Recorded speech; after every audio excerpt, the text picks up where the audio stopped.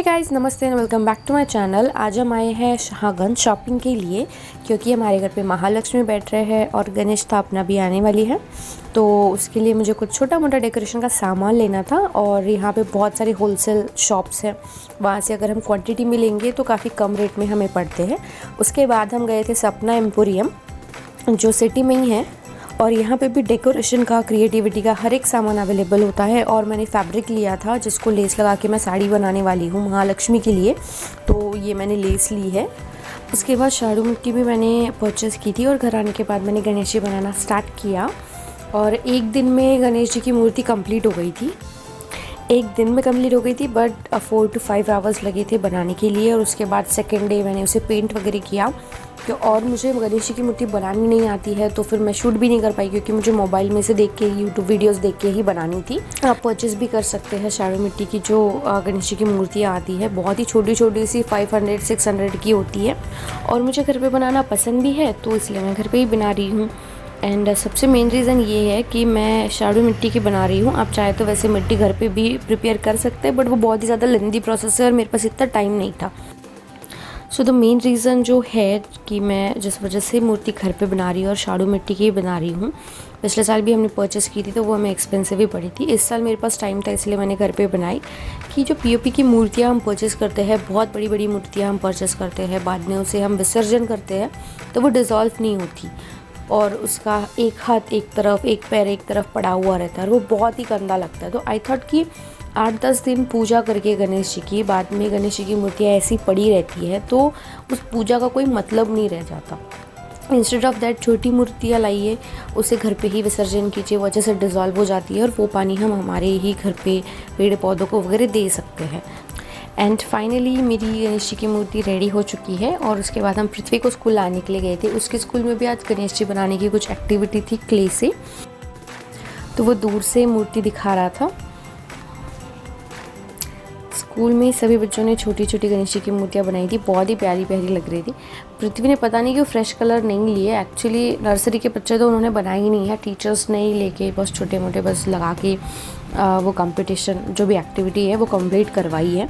वापस आने के बाद पृथ्वी को खाना वगैरह खिलाने के बाद मैंने उसको सुला दिया था और अपने दादी को बुला लिया था उसको संभालने के लिए। अदरवाइज़ मैं अगर ऐसा कुछ काम कर रही होती ना तो वो पूरा सामान बिखेर देता है। उसके बाद स्टार्ट किया मैंने पेंटिंग। तो पेंटिंग के लिए ये जेसो नहीं है, मैं भी डायरेक्ट वाइट पेंट ही यूज़ कर रही हूँ, क्योंकि हमारा बेस काफ़ी स्मूथ है। तो वाइट पेंट करने के बाद मैंने कलरिंग स्टार्ट की। वैसे मैंने सोचा था कि मैं एक ऐसा डार्क ब्राउन कलर में पूरी गणेश जी की मूर्ति रखूँगी, बट बाद में सोचा नहीं, चलो ठीक है कलर ही कर लेते हैं। तो मैंने रेड धोती और ऑब्वियसली स्किन कलर से बॉडी, और फिर बाद में थोड़े बहुत डिटेलिंग्स मैंने बाद में ऐड किए हैं। तो गणेश जी की मूर्ति में जो कड़े वगैरह होते हैं वो हाथों में पहले से ही मिट्टी की हेल्प से बनाए गए थे, बट लेकिन मैंने बाद में सब कंप्लीट होने के बाद जो फेविक्रिल का लाइनर होता है उससे बनाया था।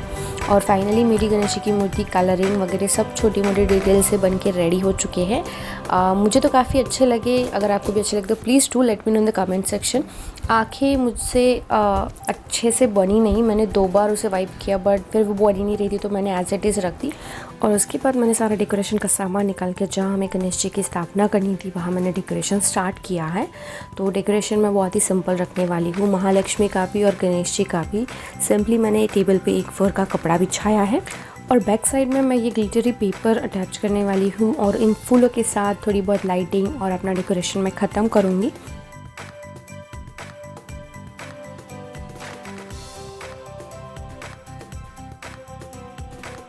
तो मेरा डेकोरेशन कंप्लीट हो चुका है। लाइटिंग्स वगैरह मेरे हस्बैंड लगाएंगे और तब तक मैं मोदक बना लूँगी।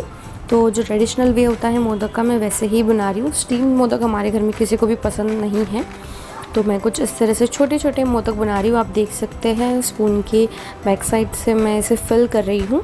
इतना छोटा ये मोदक है ताकि ये इस मोल्ड में अच्छे से फिट हो जाए। तो ऐसे मोदकों में शेप ना अच्छे से नहीं आता है, तो मैं छोटे छोटे मोदक बना के उसको इस मोल्ड में फ़िट करूँगी कुछ इस तरह से, और इसको हम बंद करके ऊपर से ऐसे प्रेस करेंगे तो एग्जैक्ट मोदक का जो शेप होता है उस तरह से मोदक बनते हैं और वो बहुत दिखने में भी काफ़ी टेम्पटिंग लगते हैं। बहुत ही स्लोली प्रेस करना है, अदरवाइज़ जो फिलिंग है वो बाहर आ जाएगी। और आप देख सकते हैं इस तरह से हमारे कुछ मोदक बन के रेडी हो गए। मैं इसे फ्राई करके रेडी कर लूँगी। तब तक बाहर मुझे रंगोली बनानी थी, तो इंस्टेड ऑफ रंगोली हम फूलों से सजा रहे हैं और इसमें पृथ्वी भी मेरी हेल्प कर रहा है।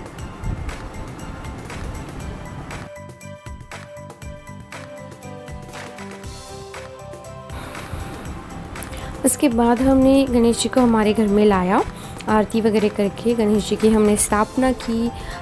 फिर स्थापना करने के बाद उनकी आरती 5 आरती की जाती है और लाइटिंग्स वगैरह लगाने के बाद हमारा जो सेटअप है, मतलब जो डेकोरेशन है, वो कुछ इस तरह से दिख रहा है, which is looking very beautiful. और ये है मेरे गणेश जी जो मैंने हाथों से बनाए हैं। अगर इनकी आंखें परफेक्ट बन जाती तो पता भी नहीं चलता कि ये मैंने घर पे बनाए हैं। और जो शाड़ू माती के रेडीमेड मूर्तियाँ भी होती है वो भी इसी तरह से थोड़ी सी इम्परफेक्शन के साथ होती है। तो जो भी घर पे आ रहा था उन्हें लग रहा था कि ये परचेस ही की गई है। और ये सुन के मुझे भी बहुत खुशी मिल रही थी क्योंकि फ़र्स्ट टाइम बनाई गई मूर्ति इतनी परफेक्शन के साथ बनी है, मतलब इम्परफेक्शन के साथ but perfect. And that's all for today's video. If you like this video, please do like, share and subscribe to my channel and hit the bell icon for further notifications. Thanks for watching.